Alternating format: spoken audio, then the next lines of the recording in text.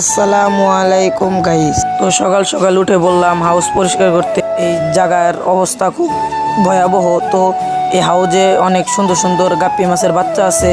তো এই বালতিতে রয়েছে, যে হাউস পরিষ্কার করছি সে হাউজের মাছ এই বালতিতে রয়েছে, অসংখ্য পরিমাণ গাপ্পি মাছ। যে হাউসটা পরিষ্কার করছি সে হাউসটা এখানে সেট আপ ছিল, দ্রুত এই জায়গার মধ্যে সেট আপ আরো সুন্দর করে বাড়াবো। মাছের হাউস ধুয়ে পরিষ্কার করবো। এই হাউসটা অনেক দিন ধরে ময়লা হয়ে, তো ময়লার কারণে সাদা রং দিয়ে রং করব। তো আমার বন্ধু রং করে দিচ্ছে।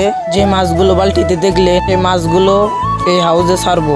পুরাপুরি হাউসটা রং করা হয়নি, জায়গায় জায়গায় ক্ষত আছে, সেগুলো ভালো করে রং দিয়ে রিপেয়ারিং করতে হবে।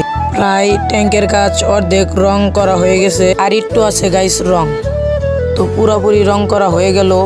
ভিডিওটি ভালো লাগে লাইক কমেন্ট সাবস্ক্রাইব করে যাবে। ধন্যবাদ সবাইকে।